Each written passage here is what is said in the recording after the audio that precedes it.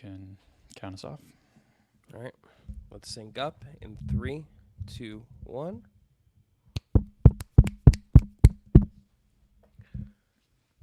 Cold open question to open the December 26th post-Christmas edition of the Just Basketball Show. Brendon Kleen. There's a movie out in theaters right now called Ferrari by one of our greats, Michael Mann. Adam Driver playing Enzo Ferrari at a critical, traumatic, complicated moment in his life. I ask you this. What basketball figure would you like a year in the life movie made with the craft of this? Not like a whole biopic that can be really hard to track everything, right? A year in the life, who is that basketball figure you'd like to see a movie made about in that way? I think you'll be not surprised to hear this, and anyone who's kept up with our show will not be surprised to hear this. My answer is Pat Riley. Yeah, that's the easy one. That's the dub, yeah. What Pat Riley? It's also a good-looking Italian man. Like, it just, everything kind of lines up there. It's perfect. But do you want, like, Lakers Riley? Do you want Knicks Riley? Do you want, like, Heat Godfather Riley? Because if it's me, I want the Riley that is the executive of the Miami Heat the first year of the Big Three. And I want to end the movie with them losing the finals, but I also want to be able to do the scene where, as far as we know it, as far as legend goes, LeBron and all of them went to him and was like, "So when are you going to coach the team, my guy?" And he like stood up for Spo. I want to like get that scene, like the proverbial putting the rings on the table scene. I want that. I want to put that on film. I want the year that he transitioned from the Lakers to the Knicks, where just the Godfather offer that the Knicks were forced to do. You could also do the same thing when he jumped to the Heat. Any of the times when he transitioned and asked for more and more and got more and more power and became this more prominent guy in league history, in the NBA like power hierarchy, that feels ripe for like a movie of this dude just somehow against all odds, although obviously he keeps winning, just accumulating power. That feels like, a lot of these guys, it's like they're just kind of basketball nerds who work their way up. But if you give me Pat Riley, power grab Pat Riley, I think that could be Adam Driver leading man worthy for sure. Yeah, just let Adam Driver do all of these. I would watch him do all of them. Adrian Brody also think a pretty good young '80s Pat Riley, so I'd let him take a crack at it if he wants. RIP winning time. My answer to this is Red Auerbach. I think you could do a '60s period piece at a time when control over organizations was so much more singular in some ways, right? Like guys just had iron claws of organizations. The other way you could go with this is to do it'd be really hard to pull off tonally, so I don't really even think this is a great idea. But go the opposite way. Like give me the year Wayne Embry ended up being so bad at his job that they created the rule that you couldn't trade 2 draft picks. Or the Stepien rule, excuse me, Ted Stepien, the Cavs owner, go the opposite way. Yeah, go the opposite way and do a spoof of someone who's just so inept at their job. And that's too deep lore. You got to have some, but you got to bring you want to sell tickets to this thing, Chris. This is not on the NBA app.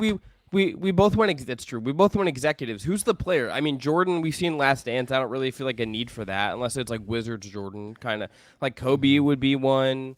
LeBron. You could do players' LeBron, lives are just not that interesting. They just unless they're Magic travel the really country on planes. That he gets mad about. Yeah, I mean they don't really do exciting stuff. So I'm always going to defer to a coach, an owner, an executive. But there's a lot. We could probably come back to this later and find even more. I look forward to Adam Driver making this movie. All right, coming on today's show, we've got some questions for you coming out of the NBA Christmas Day games. 5 questions, in fact, after the NBA's Christmas Day slate. Welcome in to the Just Basketball Show. I'm Chris Manning. That is Brendon Kleen. If you haven't already, subscribe on your podcast platform of choice. 5 stars only. Subscribe on YouTube and hit that notification bell. Follow us on TikTok, Instagram, X, all of your social media platforms of choice. I want to tell you about our friends at Thrive Fantasy. Thrive Fantasy is a DFS player prop platform where you can pick more or less on your favorite players across multiple sports, including the NBA and NFL. Sign up today, code JustBasketball, all one word, and Thrive will match your first deposit up to $250. That's pretty darn good as far as opening deposit offers go. Can't find a better one, dare I say. All right, we have 5 big questions for you coming off of the NBA's Christmas Day slate. A day, Brendan, that I want to ask you just first.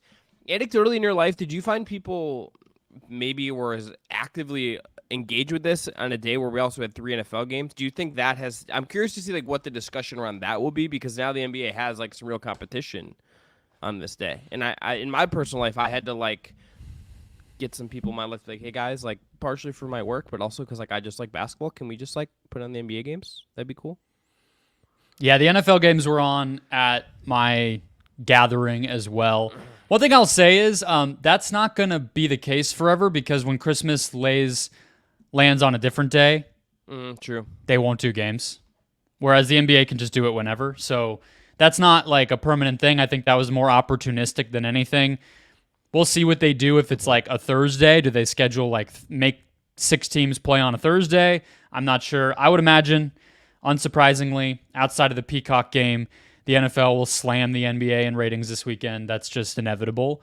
I would say as long as the NBA can at least stay flat, they'll probably be fine with that. But yeah, it's weird. I mean, the NFL is a Voltron taking over the world. But no, I mean, I don't really know a lot of basketball fans. That's one of the weird things about my family and even like friend group is I don't have a bunch of NBA heads that I'm like constantly texting with. I know Suns fans locally in Phoenix, but there's not a lot of people in my life where I'm like, what do you think of the Mitchell Robinson injury? You know, I don't have those conversations. They're missing out, I would say. They are. I mean, it's an interesting conversation point. But no, instead we were watching the Chiefs roll over against the Raiders in a terrible football game that really didn't even deserve to be watched. But somehow 20 million people will tune in because of the NFL Shield. I don't get it, but, you know, screw them. All right, let's go into, Brendan, our questions. You lead us off. What's question number 1? So I think the biggest thing coming off of the 5 games we saw, one of which I was at, which we'll get to, is the Boston Celtics taking care of business and continuing to just look like a force to be reckoned with. And so my question to you about that team coming off of a pretty handy, easy win against the Los Angeles Lakers on the road is, are the Boston Celtics, to you right now, at the them versus the field level as an NBA championship favorite? No. I don't think I'm there with them fully. I think they are the best team in the league. I think that they are fully capable of actually winning the title this year and getting over that hump. I think they're the team I would definitely pick in the East. I like them, and there's some Bucks who we can get to that it still holds me up on the Bucks a little bit. But I don't think the Celtics are just a runaway title favorite here. I think the Nuggets are there. I think the Nuggets still might be my personal pick when they're all healthy and humming. Like that team is just at another level. I think there's still, to me, Brendan, some variance built into the Celtics that gives me some pause in terms of how things can still just go awry for them at times. The variation of what they can do. But to their credit, like I think Porzingis has been such a great ad for them. He was awesome on Christmas. Like what is working for them does make me feel like there's something different here that is not exactly the same old Celtics. But am I just saying they're far and away the favorites versus the field? I am not quite there with them. Are you? Is that the origin of this question? Is that you are there with them in some way? They kind of feel there right now, but I agree with you. If I were to project forward, I don't know if I'll feel that way in April.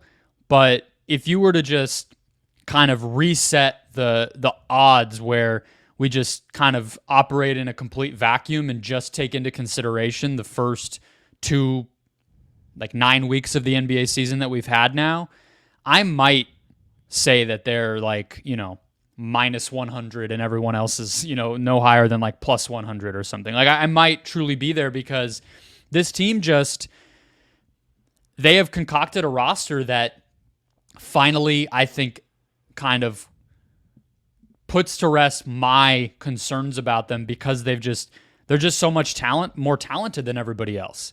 You know what I mean? And I can't remember who it was. Somebody compared them to the 2004 Pistons, which seems like a weird thing to say about a team that has a Jason Tatum, has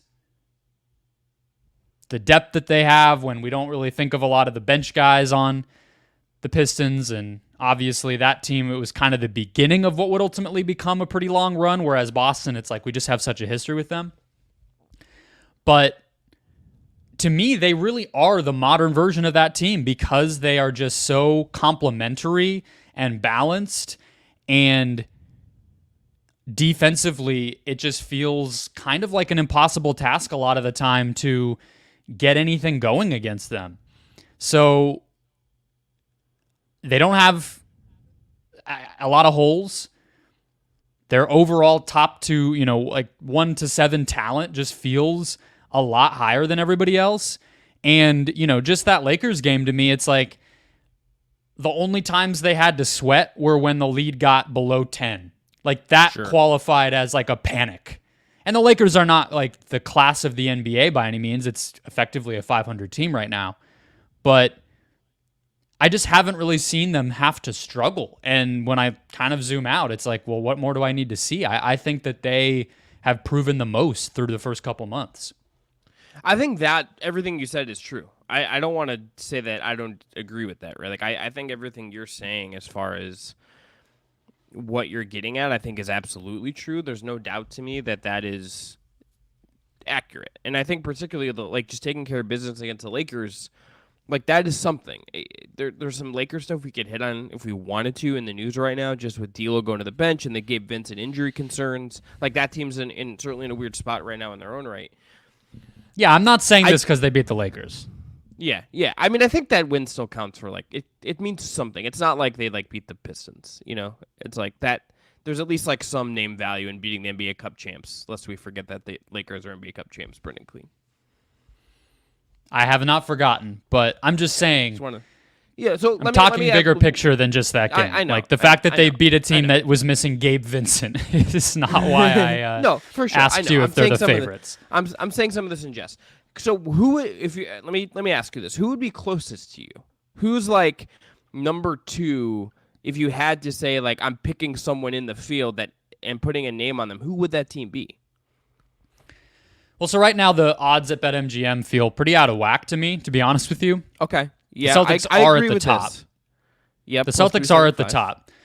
The Nuggets are plus 400 right behind that. That feels right. The West is very packed and, again, going to be very matchup dependent and home court dependent and everything else in the postseason. But you can still say that. But also, I don't think there's really anyone else in Denver's tier. So that makes me feel pretty comfortable about them. The Bucks are right there behind that. And then the Suns are still very, very high, which we'll get to later on. That does not feel smart to put any money on right now. The Sixers are way down at plus 1,400. So the Sixers are basically even with the Celtics in terms of net rating right now and struggled through their own loss on Christmas without their MVP candidates. So I don't take too much stock from that. But I think it has to be Denver.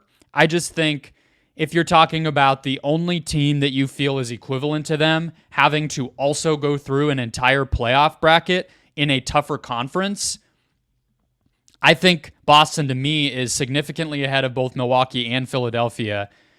Denver is a question mark because of all of the wins that they would have to pile up to even play Boston. And I think Boston matches up pretty well against the Nuggets. So when you add all of that up and the fact that we really haven't seen them struggle much against really anybody, they lost to Minnesota in a pretty interesting game at one point. Maybe that's something you could try to read into as a weakness. We know the Heat play the Celtics well, but I just think it's kind of staring us in the face that this team does not have many weaknesses and has proven everything that they possibly have needed to prove and could maybe make a small trade to get better on top of all of that. So that's kind of my thinking. I think that's all correct. You're almost convincing me here that maybe they are that far ahead because I think everything you're saying is correct. There's something in me, though, that is just nagging at that maybe this is a more even field to some degree. And even if there are teams that I think, whether you look at the betting odds or not, that I'm a little skeptical of. I'm looking at you, Clippers still. I'm looking at you, the Phoenix Suns. I'm looking at you, the Milwaukee Bucks. I still feel like there's the possibility that there's not one overwhelming favorite by the time we get to the end of the season. That is kind of where I came into the season, so maybe I just need to check my priors to some degree and think, okay, this isn't as open as maybe I was projecting out to be, and maybe Boston is that good. And I will also just say this about them. I think their roster construction is pushing the limits of modern stuff in the best way it possibly can. Like the guard play, the fact they still have big wings, the fact that their centers and their bigs can do what they do and they're still just humming along without like a real traditional shot blocker and all of that stuff. The fact that they've really adjusted this roster significantly, while still keeping their big pieces in order is a real testament to, I think, what that team has done and how all in they are. And that in itself is just like, I think they're going to be capable of adjusting in the playoffs in a way that maybe we didn't see before. I think there's going to be games where like Porzingis is like absolutely like the most important player on the floor for them in a playoff game. And I don't know if I thought that coming in, but you see what he does for that team, and it's a really big deal. And like, Drew Holiday is probably going to have like some bonkers defensive moment when the game matters, right? Like that's kind of where things are at with them. So, they have right. They have a 6'4" power forward in Drew Holiday. Their shooting specialist is 7'2" in Kristaps Porzingis. The guy who runs the majority of their offense in crunch time is 6'8". You know what I mean? It is a 40-year-old Dominican man who flusters Joel Embiid by all accounts somehow every single time they play against each other. And he played well. He's been solid for them. He blocked a 3 in this game. So yeah, I just they are first in net rating, as I said, third in offense, third in defense. They don't force a lot of turnovers on defense is like the one thing, but they've always been that way. They just don't play that way. So that's not a hole. That's a choice. I just think they are they're right there. And Porzingis, the dimension that he adds, like you said, is kind of maybe the last missing piece, and obviously what Holiday gave them and everything else. They are on pace for 65 wins, and it has been a topic of conversation online about how many All-Stars the Celtics may or may not have, and specifically whether Derek White is one, which is kind of a meaningless debate in my opinion. But how many All-Stars do you think they'll have? Probably. That's my question. Probably because if it's White, it's 4, right? That's the underlying thing when people are debating on Twitter and on Reddit and wherever about Derek White making the All-Star game. Is it's like, to me, Tatum and Brown and Porzingis seem like they would be ahead of him in terms of vote getting. So if you're saying he makes it, you're saying that they get 4. Do you feel like that's possible? I love Derek White. He's the captain of the team that I'm just claiming, which is the All NBA ball team. He's the captain of that team. He's the unleash the power of the ball, Derek White. I don't think he's an all-star. I think he's awesome. I don't think he's going to make an all-star team. That feels a little... I'm looking up his stats right now. That he's averaging like he's having a great year. He's averaging 16 and 5.2 assists, and he's shooting well from 3 and all. I guess, are we getting into like how, like, is it like, I guess if Kyle Korver could see, like, I don't know, maybe, but I don't see it. I think like some people would have to be injured for that to be the case. Well, you said 2, so who were you leaving off? I mean, I could see a world where Porzingis just like if he gets hurt again or something, I mean, you cannot resort to injuries. Don't do this. This is not good podcasting to say that somebody's going to get hurt. You want to hurt Porzingis? You want to go kneecap him or something? We in for a Nancy Kerrigan situation? All right, I'm looking at Porzingis' numbers versus other guys in the East. I mean, you can make a really compelling argument that the only guy better than him in the East among bigs this year in terms of effectiveness for the team is Embiid. Like, could you make that case? And I think feel not crazy about it. Like, Bam's missed a bunch of time. Like, Jared Allen and Evan Mobley have been blood. Mitchell Robinson's now hurt, and he was, like, obviously not shooting well despite having, like, the world's greatest offensive rebounding rate. Like, you could, I think, make an actual case that aside from Embiid, he's like this quote-unquote center. I mean, Giannis is kind of in his own category, so, like, I'm not even thinking of him in this. Can I tell you who are, as far as centers in the East go? Can I give you a name who's somehow very high up in EPM that I didn't realize until I just looked at this? Sure. Goga Batate? All-star.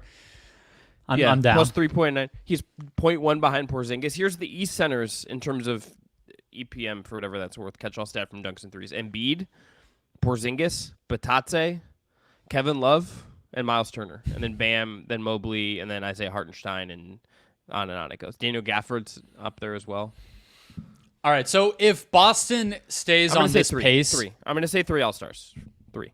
If Boston stays on this pace, I think that they will be in legitimate consideration for 3 or 4 All-Stars, because if we still are having conversations like this about how they might be the clear favorite, kind of hiding in plain sight, if they maintain a mid-60s pace for wins, those are the types of teams that historically get that many All-Stars, even with how crowded the league is now. I don't think Jaylen Brown is a lock. He is not shooting great still, just having a pretty average Jaylen Brown season, but because of the value that those other guys have to this team and his inefficiency at times, whether you look at all-encompassing kind of box plus minus, estimated plus minus type stats, or just look at his kind of raw numbers, he might be the one to get lost in there. But more of an interesting conversation, kind of put a mile marker down conversation than anything. Well, let's go to question number 2, which is, coming off of Jaime Jaquez's 30-point game at home in a win over the Philadelphia 76ers, Chris, did the Miami Heat win the Damian Lillard trade? No, I still think they should have just traded for Damian Lillard and went and got the adult superstar to pair Jimmy Butler, who is old, and make this team like a bona fide, like uber title contender. I think Jaime Jaquez is awesome. You know this. I have been openly pondering what a Donovan Mitchell trade may look like for the Cleveland Cavaliers, and I am trying to squeeze Jaquez into fake Miami Heat trades, even though like our friend Wes Goldberg has told me that Miami say no to that, and I'm like, but can you say yes? Would be my question. I think they still should have just like traded for Dame. I still think this is a team that should be in the market to go just make an all-in star trade. They're a team that can go find other guys to step up. They have the best coach in the league. They have Jimmy Butler. You get another star, this team has a better shot, I think, of competing against Boston. I think like maybe not giving up all the chips in that sense is a win if they could have done it with, and certainly just Milwaukee just went and threw everything at the sun and the moon, right? So maybe like there's no way you could do that. Maybe you can't do these star trades without just going all in. Maybe that's just where the market is for some of this. But this team's good. I still think they should have just done it. I think you sometimes can overthink this and be cute with it, and I think for my taste, they're still a little bit cute, but I get why they did it. And I do think this team's going to be like, there's a very clear world still, even without them making a star trade, Brendan, where like Game 7 in Boston is like an absolute like knuckle thing, because they just seem to always have that in them. Like we shouldn't doubt that at this point, that there's something there with them, even if like they don't have maybe the star power to go toe-to-toe with Boston in that capacity. Well, the thing you said about how many cents on the dollar would have had to be given up is where I go. It's not so much would this team have been better with Lillard or not. Sure. It's more so if they have Jaquez now, how good can he be?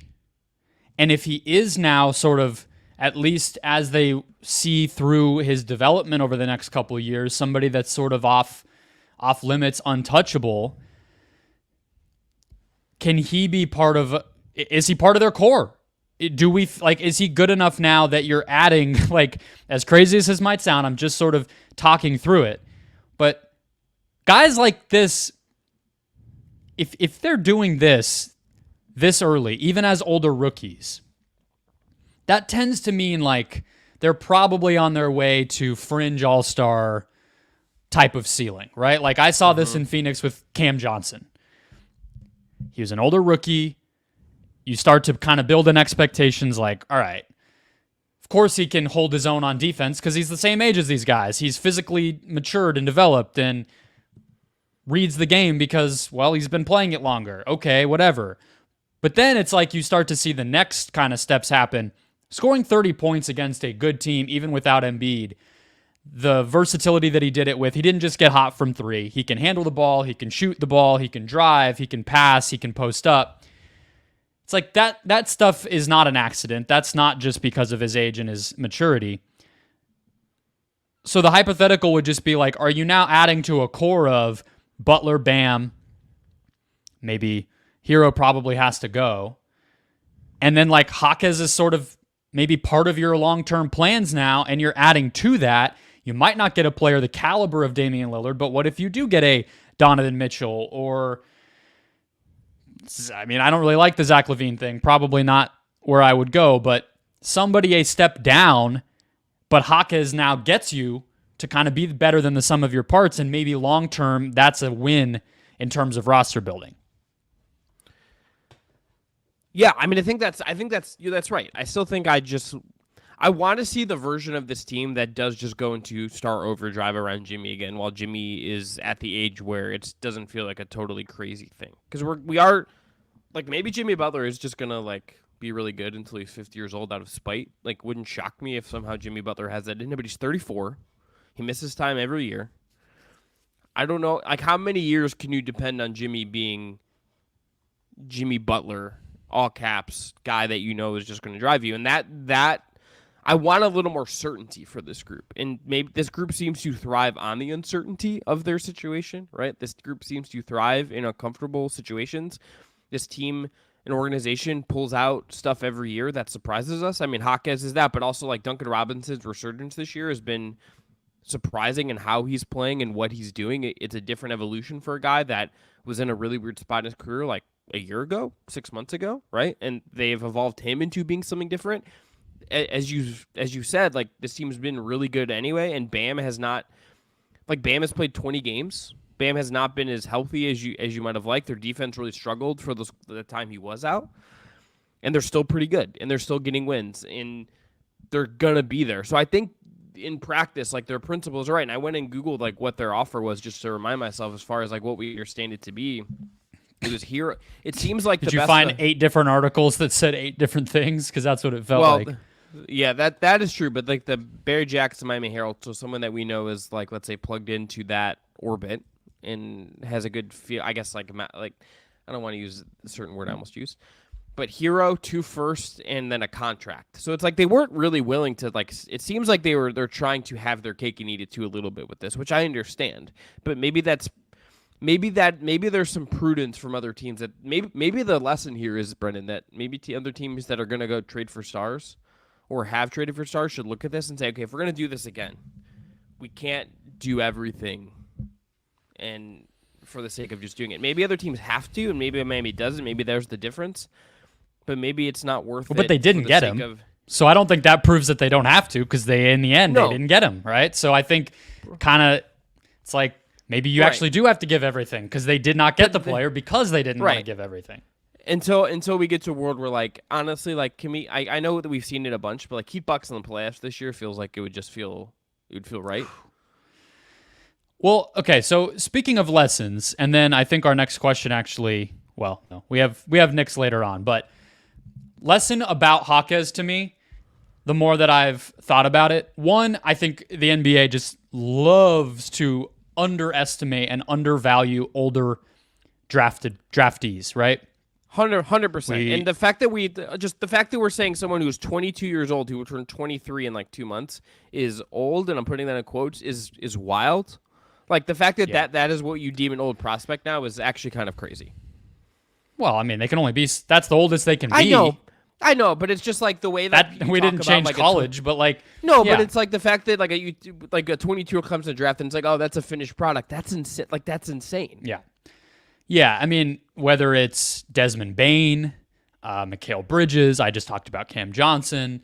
I'm sure there's a million examples that aren't coming to mind for me right now. Like, even guys when they're a sophomore, like, their stock takes a hit. It's like it's silly. But the other part of it is the Heat embracing and being comfortable playing slow, I think has helped him a lot. And I think it is part of their kind of special sauce of what makes them be able to develop types of players and just individual guys that other teams cannot.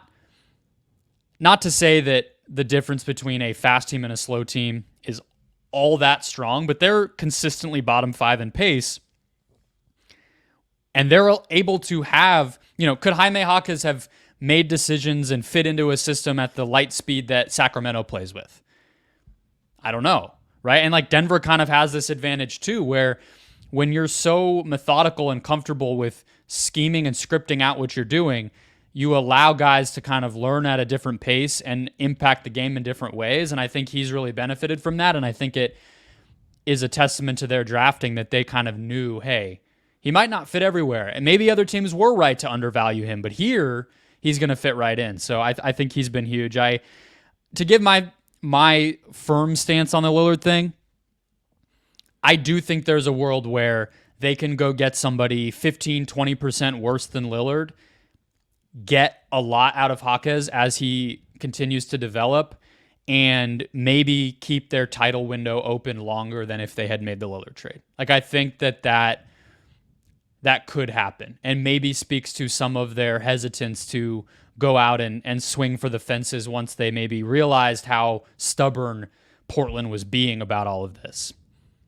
So long term, it might prove to be the right thing, but I think your point about Butler is totally reasonable. It's not like he's going to be in his prime for the rest of Bam's prime. There's different windows that they're operating within here. So where's Jaquez in your Rookie of the Year rankings right now?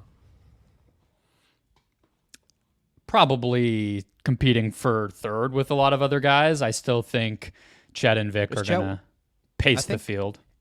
Yeah, Chet feels like he might be one.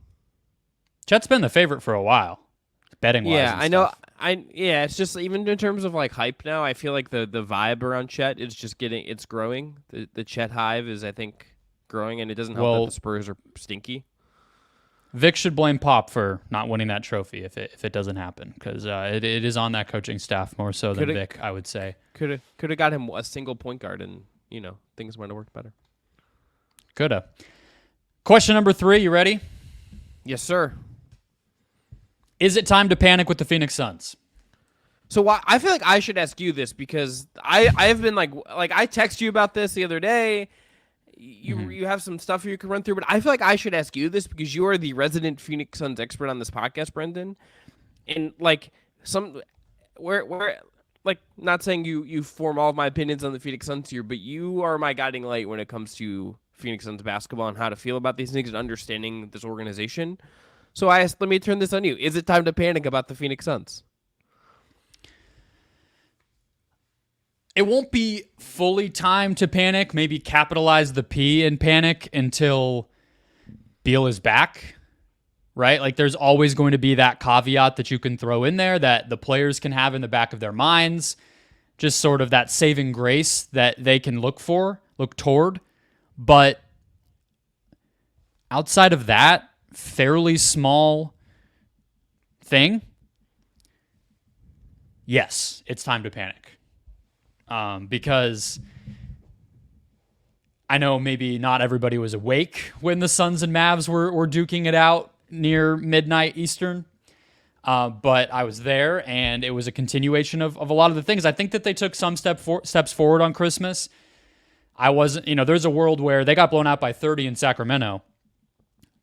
If you told me Luka put up 50 and 16, I would have thought maybe the Suns just lost by 20. So the fact that they were competitive, kept pace offensively, okay, you can probably hang your hat on that. We're starting to hear some more direct sort of comments and not so veiled barbs at teammates and whatnot, which I think actually can be healthy. Maybe you can correct me if I'm looking at that through rose-colored glasses, but I think a guy like Devin Booker kind of speaking out against mistakes and stuff is necessary to get out of a rut like this. So you saw that last night.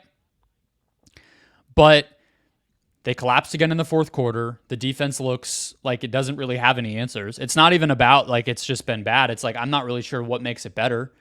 And offensively, just being like 10th, which has been kind of their peak in the season, it's just not going to be good enough.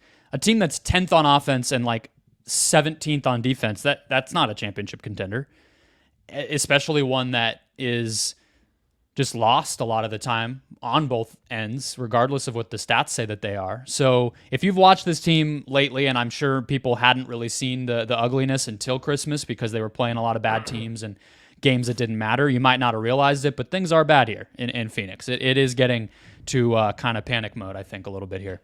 Yeah, then like what Woj said on TV about Durant to me was that to me was just like, are we already here with this? Like, is that where this has already gotten? I don't know what to do with. I don't really know what to do with that fully, frankly. Like, what was your reaction to that? And what that is, Adrian Wojnarowski went on ESPN and said basically that Kevin Durant is aware of, was kind of the framing that he used, the limitations of how to improve this roster. I can read you exactly what I pulled it up. I can tell you exactly what he said. Quote, "You talk to people in Phoenix and around the organization, they can feel the frustration with Durant. Part of that certainly is the missed games for Beal. This team was built around those three stars. The underwhelming supporting cast that comes from those massive trades for Durant and Bradley Beal that really gutted the organization and left them having to sign a lot of minimum players to fill the payroll. And then the understanding that the Suns lack the assets, the draft picks, the trade capital to go out and really improve this team. This is something you're going to have to manage in Phoenix with Kevin Durant. You've seen it before. It's a stark reminder of how short a window and how this team has to win big, and they have to win big very quickly based on how it was constructed and having Durant still playing at an all-NBA level. And a healthy Kevin Durant. There's a lot at stake for this organization. It's got to change soon." Here's just like what I don't understand about this. You're not like just gonna like firing Frank Vogel is like not gonna solve anything. Beal has his no trade clause. He's absolutely like not gonna just accept a trade anywhere, unless Matt Ishbia just like pays him under the table with a great mortgage rate or something. I don't is Durant really going to ask out like in short order before, like I don't understand what this I don't understand like what the lever pull here is that is here. This is kind of like Durant has gotten himself in this position where like this is just where I think he needs to ride it out for a while, you know? Like where else are you going to demand a trade to figure this out? You're not going to trade Booker. This is Booker's franchise. We just hit the Beal thing. They don't have like other guys to really trade. I think Vogel's a really good coach who's doing a decent enough job with a really weird situation. So, like, I just don't, Brendon, totally understand, like, what... Well, the coach thing is where I would look. I mean, how... But that's the only... How do you look at what's happening and say Vogel's doing a... It is the easy lever. It's fine. I mean, that would be the thing to do, right? I mean, firing a coach when the team looks aimless is... It's kind of the obvious. It might be the easy thing, but there's a reason for it. I mean, I don't... Look, I'm not saying that would fix what's wrong, but it's not just the team is performing poorly. When the team is just bad, I do think firing the coach is pretty stupid. We talked about it with the Grizzlies when we did our kind of, is this a little bit of rock bottom for Memphis a few weeks into the season? We were like, firing Taylor Jenkins would be a really stupid thing to do because we know he's a good coach and everything else went wrong. That's a situation where I think it's pretty dumb to fire a coach. But when a team is coming out and just looks aimless and not ready to play, I do think that's a situation where changing a coach can sometimes help because it's just a new voice. It recalibrates the chemistry of whatever's going wrong. And we have seen that if it's just a mentality, an energy, a vibe thing, that is the type of thing that a new coach can sometimes fix if it's the right new coach. That's where my hesitation comes in, is it's like, well, who the hell are you hiring? Yeah, exactly. Like I'm not saying that Frank Vogel's out here like being coach of the year because he's not been. Like the team isn't good enough for him to be in that running, obviously. But this is a guy that's won an NBA title, that has been a really successful coach on a lot of different situations for a while. Like I don't know who you're getting right now. It's not like there's like Quinn Snyder sitting out there where it's like one of the best 5 coaches in the league you could just go hire and throw a lot of money at. Like I don't understand like what you're fixing. It just that feels like. I don't really understand like what that would solve. To answer this question, I am not fully panicked because I just believe in the star power of Booker and Durant so much. But the fact that it hasn't come together yet and it still feels like we're waiting for this team to kick into overdrive in some way and actually get to what they should be is absolutely a sign of some kind of panic, of some kind of concern, right? I mean, the Beal thing is among the weirdest things that we've seen in the NBA this year. Just the fact that he's not like had any tangible impact on this team yet, and that's just hanging over everything. And it's just like, it leaves you very wanting of just like what the identity of this team is. Like I look at a lot of the other teams that are contenders, Brendon, and you could look at the list that have been in Jim. You could just look at the standings, do it that way. I understand the identity of like most of the best teams in the league. Funnily enough, the 2 teams in the league right now whose identities I feel the least sure of are the 2 teams that you and I primarily cover, your Phoenix Suns and my Cleveland Cavaliers. These are 2 teams in very different ways that have ended up in a spot where I don't totally exactly know like what they're supposed to be at their best right now. And that leaves you in a place where I think it's really hard to move forward in some way. Yeah, and I do think when Beal comes back, they will lock into the identity that they always were going to have, that feels like almost they've been reticent to confront or accept, which is just that they are going to be an offense first team, and some of the lineup stuff and some of the schematic stuff that's been holding them back, it feels like kind of an overcorrection to try to go too far in the defensive direction. But at the same time, there is still the question of how bad can the defense be for them to still be a contender, and they've been worse on that end than I think most of us would have expected, to the point that the idea of, okay, be a top 3 offense and then a middle of the pack defense, and you can probably win a title that way. Even if we all are in agreement there's still a pathway to the offensive side, I don't know if there's a pathway to the defensive side right now to even get to that kind of 12 to 15 range. I think that feels like an uphill battle. And you look at some of the numbers, like when Booker and Durant have been on the court this year together, which is 405 minutes, the defensive rating is 119.2, even though the offensive rating is a 122. And it's just, where do you even look right now? Durant's defense was good early in the season. It has not been lately. He was not good in the Dallas game. It just feels like the recipe, even in an ideal world, even if we project what that identity might be, it's a little blurrier to me right now. And that's, I think, where the panic is coming in, is like the best case scenario doesn't feel good enough anymore, regardless of whether you even think it's possible, which is still an open question too. So it's a mess. It's a mess. I do think it's panic time. Let me ask you a point of comparison. Another team that has had some strife in the West this year, that has championship expectations or hopes at the very least, the Golden State Warriors. If you had to pick one that was more likely to turn it around and figure it out this year and have... Okay, I agree with that. I don't even have to think, because the talent, to your point, the talent is better, but the Warriors are a more balanced team, right? Like, I can see a pathway for their offense and their defense to be good enough in a way that I don't think I can see for both sides of the court for the Suns right now. Yeah. So I don't know. I just want them, and by extension you, Brendan, just to have a normal stretch, because everything since the finals has felt very just all over the place. And that can happen. Sometimes you win the finals and you think, okay, we have a window here, and then the window's not as open as you might think, or it's a lot choppier. The water's a lot choppier than you might expect. But that's kind of what has happened here with Phoenix, obviously. And they've been very bold, and new ownership and all of that stuff, I think, is, helped that. But their window was as long as Chris Paul can continue to be an MVP candidate. And it turns out that was one season. Mm-hmm. And then everything cascaded from there, right? They had to trade him. They lost value on that trade. Everything sort of cascaded. So, yeah, we'll see. They have very small windows to make some trades.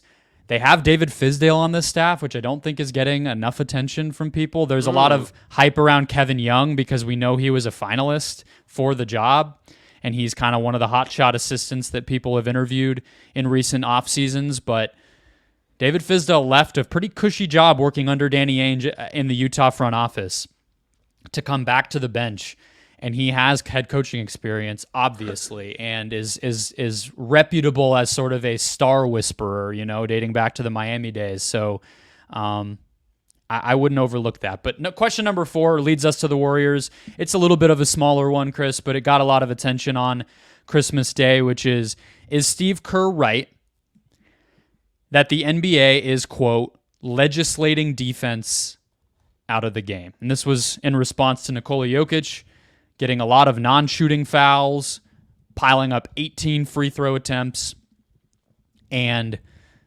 overcoming an awful shooting night to lead his team to a victory over the Warriors in a game where they seem to be pretty pleased with their defense against him. We've seen this a lot around the league. It's not a Jokic thing. Everybody from Giannis to Luka, Embiid, Trae Young have all been kind of labeled with this junk foul drawing style. Jokic is not somebody we typically associate this with, but he certainly leaned into it and got the benefit of a lot of these calls on Christmas. Where do you stand on this? Because I do think NBA fans are pretty torn, and I think a lot of casual fans, this is one of the things that they like the least about the state of the NBA right now. I think it has never been harder to play physical defense in the NBA, and I do think I feel very badly for players, and I tend to agree with Steve Kerr on this. I understand how we got here, right? Like, I think it's very similar to soccer in the sense that, like, and that's not a mistake, in that the way that the sport is going, it's high offensive numbers. You want lots of shots. You want lots of points. You want lots of action.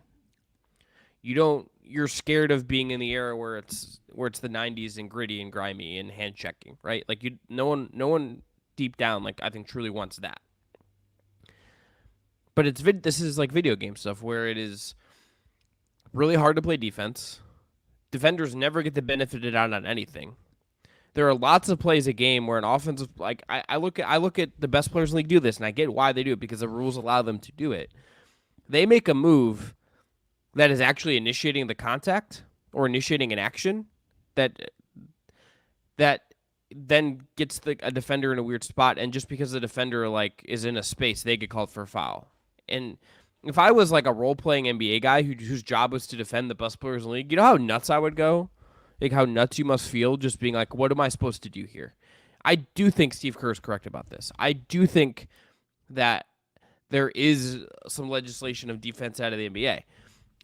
I understand, again, how you get here.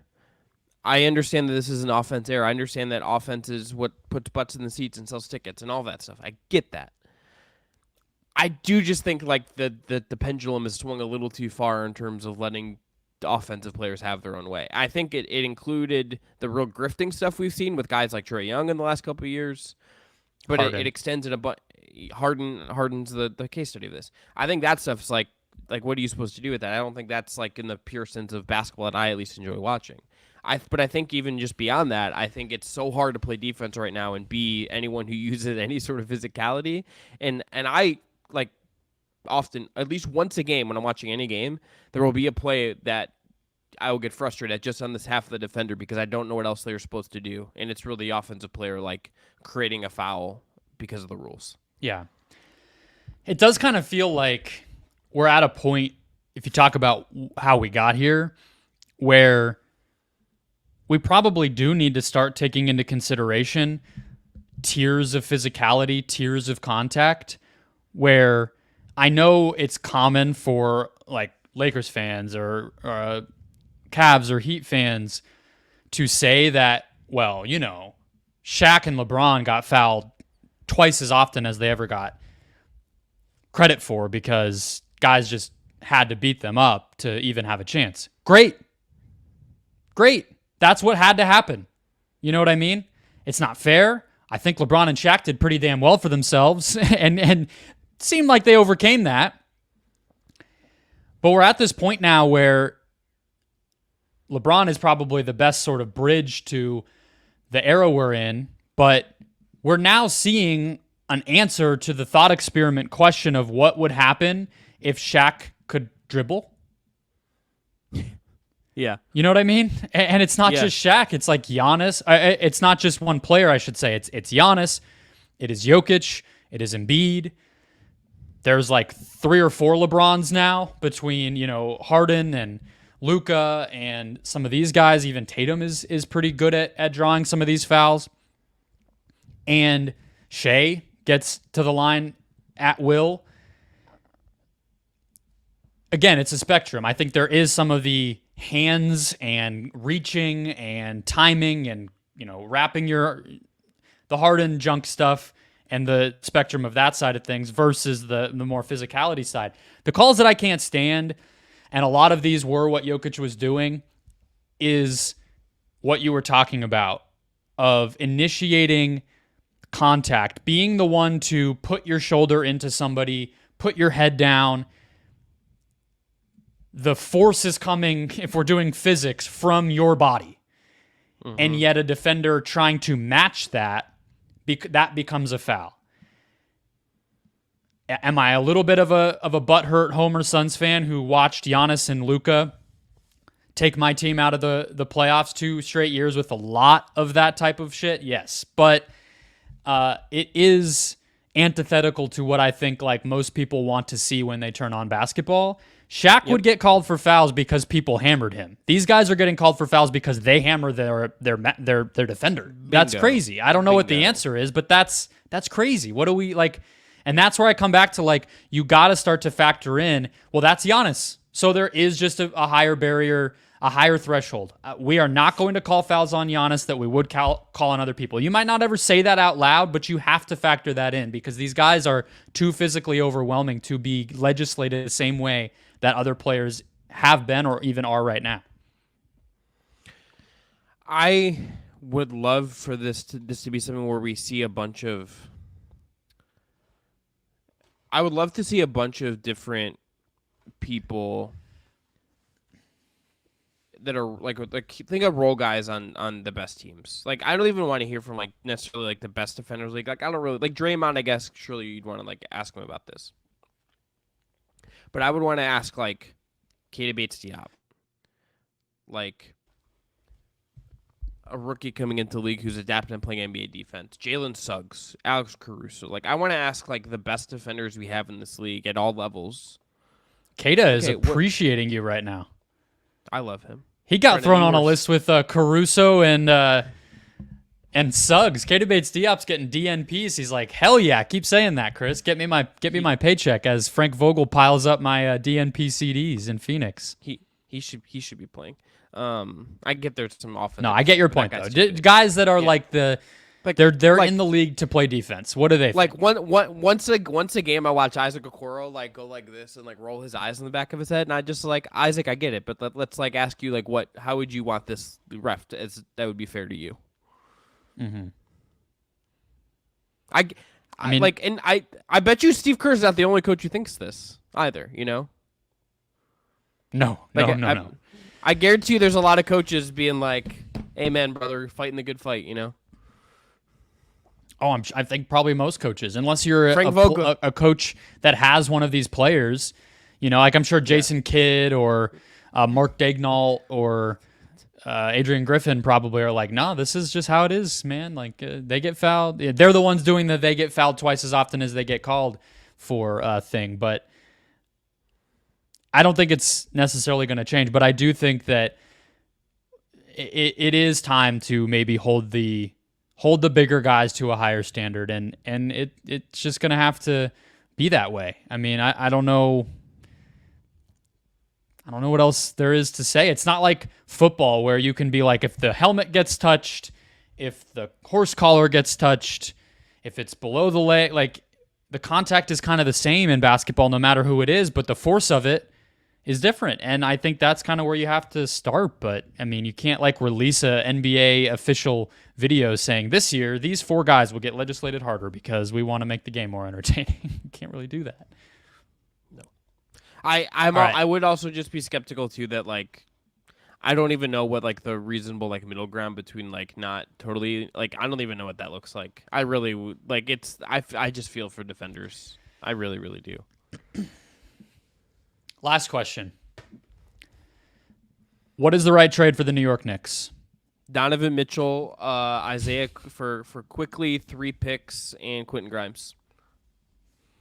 Evan Fournier is expiring too. 3. There's your answer. No, but for somebody who does not live in Cleveland, what is the objectively correct trade for the New York Knicks? Because we saw over the weekend some rumors about DeJounte Murray, I believe.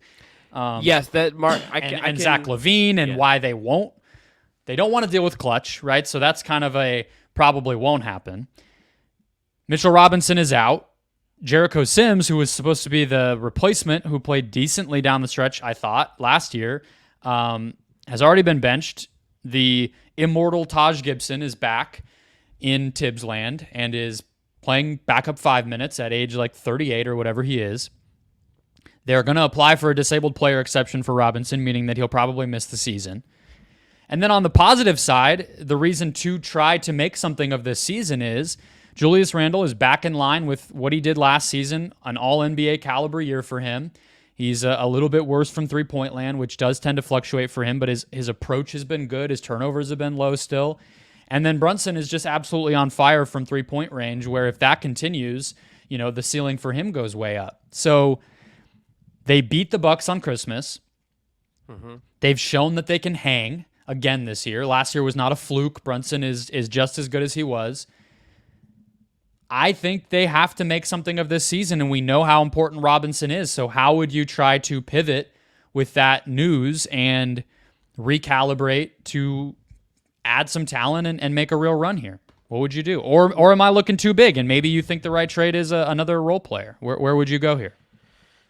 I think the problem is the perfect star I would want just maybe isn't there.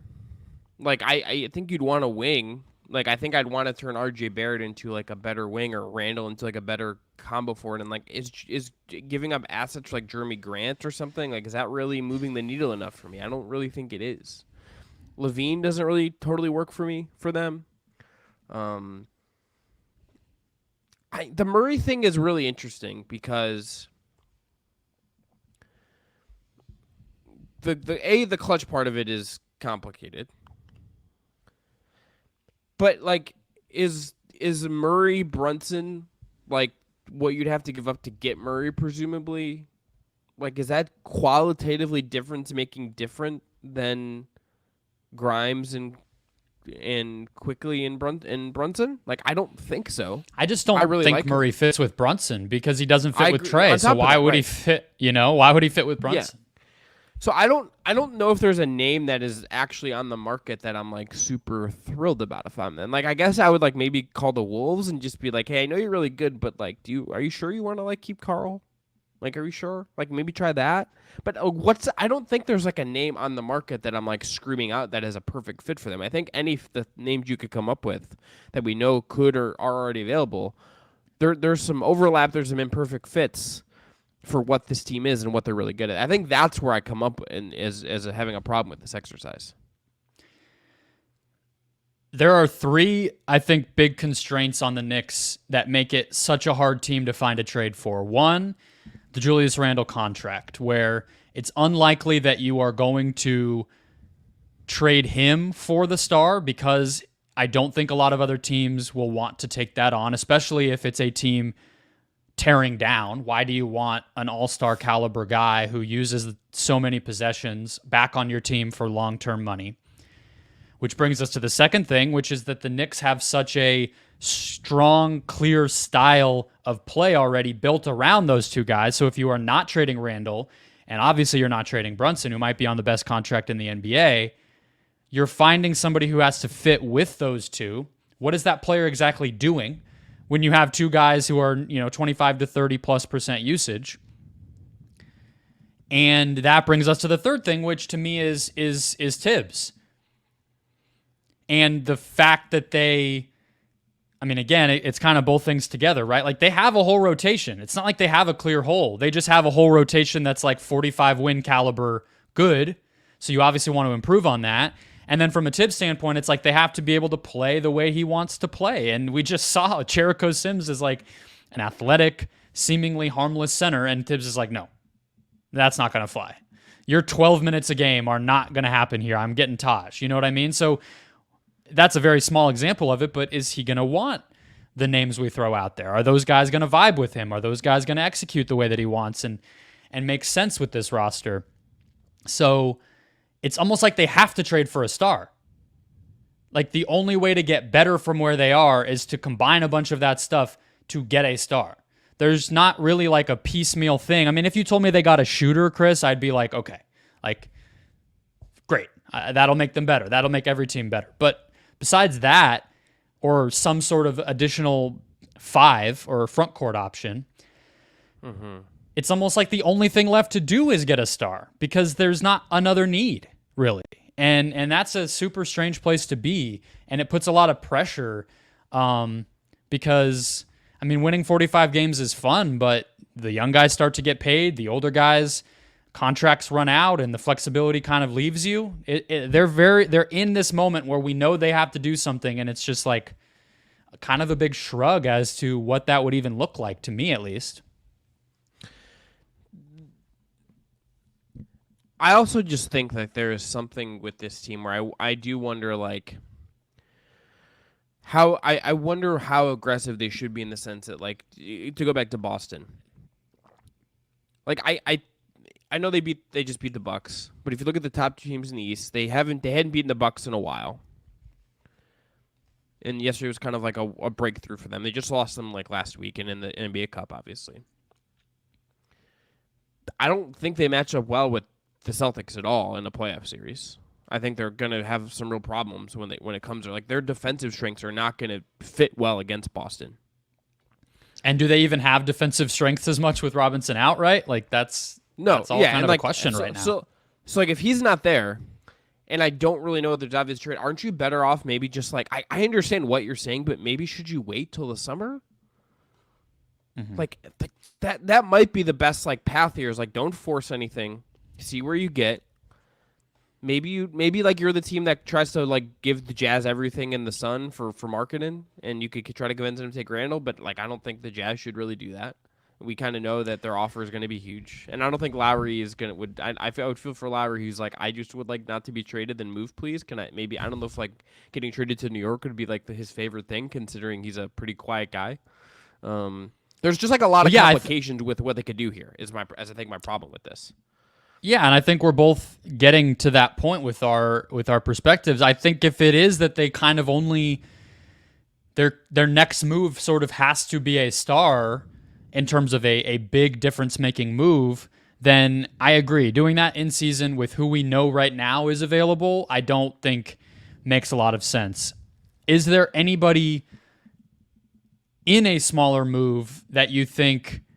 Like, because I'm saying I don't think a smaller move would make too big of a difference, but I don't know if you agree. Is there somebody that you look around and you're like, well, if they could get that or that guy or that type of player, maybe they could make a conference finals run? Because last year it really became the Brunson show by the end. Randall got hurt. Grimes stopped making any shots. It was like, we're going to control the paint and Brunson's going to go off. And they still got to Game 6 against Miami in the second round.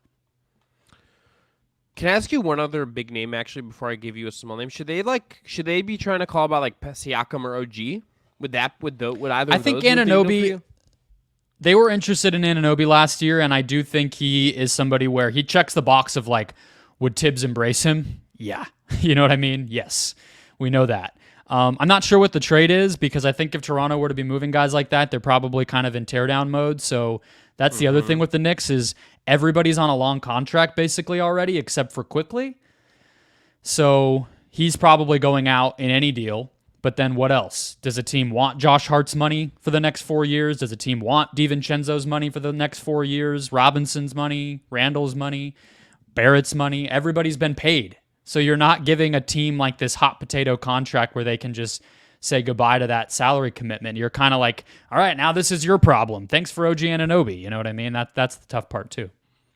Yeah, I don't know if there's exactly a name. And it's like, I guess like Grimes is also really cheap, but like if someone trades for him, you're going to just be like, you're going to extend him. Like he's really good. He's cheap. And so that's why he's valuable, but you also need the highly paid guys to make deals work. Right. So it's a weird spot. Yeah. And like, again, like if you trade for Grimes, you should just be planning on extending him, but then are you actually trading for like 2 big contracts sneakily? Even with yeah. It's not easy. I don't know. I if there's like a $5 million center they could go get, that would maybe be the answer I would give you here. Is just go get another center who's better than Jericho Sims. But even then, it's like, am I really like pushing to give up a real asset for that? I am absolutely not. I'm probably just waiting for the summer, and then whatever star player we think we actually can go get to, and like offer up something for, that would be what I would do. I like them as a Bojan Bogdanovic team. Because one of the things, like if you're just kind of looking at how they could incrementally improve, their backup 4 is basically Josh Hart. They just get very small, and that's kind of the ripple effect too, because we know Randall's not going to play center. That's just, it's not what Tibbs is going to do. But if you're now talking about Gibson as a backup 5 or a piecemeal approach there, and then Hart is like I know they mix and match guys and everything too, but a little bit, it's not like Bogdanovic is some sort of defensive enforcer, but he's at least just physically bigger than some of these other guys, and he would help their offense, and he could play with Brunson. He could space for somebody like RJ Barrett. I think just a big shooter could help them. But that's somebody where it's like, give up very little. He's expiring. Keep it moving. You know what I mean? But I agree. It's something small. It's like an eighth man, and they're probably going to have a pretty low ceiling again in the postseason, would be my guess. Let me ask you one last Knicks thing that's a little more, I think, upbeat. So Jalen Brunson had like an absolutely phenomenal game against the Bucks. 38, the most by Knicks player since Bernard King dropped 60 in 1984. Snaps the Bucks winning streak. For the Bucks, did what Brunson did that just like presage like how the Bucks are going to lose in the playoffs? Just like a guard just ripping them to shreds, and just getting to his spots and scoring in that way? Like, is this just like previewing something we kind of already knew was a Bucks weakness, but kind of telling us like, hey, like just don't forget that this is like a big Achilles heel on the Bucks, even if this team is figuring some stuff out to some degree. Yes, but specific types of guards, and by that I mean guys who can hit pull-up threes and pull-up jumpers. And then when you say that, it's like, well, that was true before because of Brook. So I actually feel like the Bucks defensively, I think Lillard's effort and awareness has been a lot better the past couple of weeks. Pretty much since the NBA Cup stuff, I think he's kind of turned a corner. The next time they played Indiana after the NBA Cup game, I thought was their best defensive performance of the season, and Lillard was a big part of that. Giannis was a huge part of that. Oh yeah, eighth in defense the last 2 overall weeks for what it's worth. Eighth in defense the last 2 weeks. Still 20th on the year, but that in itself is not insignificant. Like they were down near the very bottom, if I'm not mistaken. They're about even with like Portland and Chicago defensively right now for the year, but last 2 weeks 8th, and pretty significantly below the league average mark, which is pretty good for them. Yeah, and with Middleton being just sort of another option who has size and can defend some wings, even if he's not the kind of like defensive stopper we might have thought of him as pre-injury, I feel like they're turning a corner where they're a little bit more stable on that side of the court. And Giannis, when he turns it on, we know what he can still do. His blitzes to get the ball out of Halliburton's hands in that game were wild. So yes and no. I mean, yes, that type of player can kill them, but that's kind of been the case for a while, and their bet is still, hey, well, we have our answer to that too. His name is Damian Lillard. So I would like to see that series though, especially with in that NBA Cup game, how much Randall and Giannis were going at it. That was pretty fun. These teams having some baggage with a couple high-profile matchups. I kind of want that in the playoffs now. Just sort of a random rivalry that's developed, but I mean, look, I don't think it's negative about the Knicks. I think this is what most of their fans are thinking about. We don't it's not just, it's trades because it's New York. It's like they kind of set themselves up for this, and now push is coming to shove, so to speak. You know what I mean? Yeah, I think that's all correct. I wouldn't shock me if we got like Celtics versus someone kind of random in the East, just because someone like gets weirdly hot and maybe by weird I just mean like Celtics Heat. Mm-hmm. Wouldn't shock me. I do want Bucks Heat also. I think we all need that. Round one? Just right off Miami's the bat? good this year. Miami's record is finally, they're not going to be like cellar dwellers again. They might get a 4 or 5 seed. Here's the playoff matchups if the season ended today. I'll do this both conferences. Let's just assume like the 7-8 seeds get into the play-in tournament, out of the play-in tournament, if that's fair. Be cool with that. Sure. Celtics Pacers. Bucks Cavs. Not just gonna say slightly. You're saying a team that has one guard, if not two, who could hit pull up threes and cause some defensive problems against the Bucks. Cleveland does have that. Now, do I trust anything about them? Absolutely not. 76ers Knicks, and then Heat Magic, the Battle of Florida. Heat Magic would be 92-88 slogs. But on NBA, I'm here for it. You and I would have a great time with that, I think, personally. Yeah. And also really good Paolo and Franz. Like, hey, like you want to get thrown to the Wolves your first time in the playoffs? Like, play the Miami Heat. Good luck, brothers. All right, in the West, Wolves Rockets. This by the way would, if it was the play-in tournament, like no one gets out. The Lakers, the Warriors, and the Suns are all out. Right yeah. Now. So like Adam Silver is like screaming at his table. Did you know this time last year Portland was 17-11? Sure, good for the Portland Trailblazers. Crazy how much stuff changes to your point. Yeah. Wolves Rockets round one. in 1-8, Nuggets Pelicans, Thunder Clippers, the Shea Bowl, and then Kings Mavericks. By the way, we did not discuss it, and it's not really worth it. But I love Doc Rivers just being on here. Like, I told Kawhi that Shea was going to be this good. I don't know if you saw that. Yeah. Good job, Doc. Yeah, I love Doc's honesty and then trying to decipher how honest it really was. But yeah, I think both conferences are going to be pretty crazy, and I think trade season it always this time of year feels like nobody's going to get dealt. But we know, and we talked about it because our show launched during trade season this past year, that this is a trades and extensions league, and any team that wants to do business to clear its books, to add talent, to lose talent, to do anything, that happens via trade now, not via free agency. So I don't think it's too early to talk about this stuff because every year is a big trade deadline these days in the NBA. And I do think the Knicks are going to kind of headline it because they have this desperation built into what's going on with them. And I just feel like the Knicks should just make a trade at some point. Like, let's go, guys. Let's make a big trade. It's time. Like, we've been wondering if you're ever going to make one for years. Maybe it's time to go out and actually do the damn thing. Agreed. I'm ready. All right. We're going to end there. This has been the Just Basketball Show for December 26th. I'm Chris Manning. That is Brendon Kleen. Back later this week with another awesome episode of the show. Please subscribe, rate, review if you have not already. We'll be back with more Just Basketball, covering all things hoops, your fun cold open questions, all of that and more later this week. Let's see if the Phoenix Suns will give Brennan a little less to panic about by the time we talk next. Enjoy the rest of your day, everyone, and happy holidays.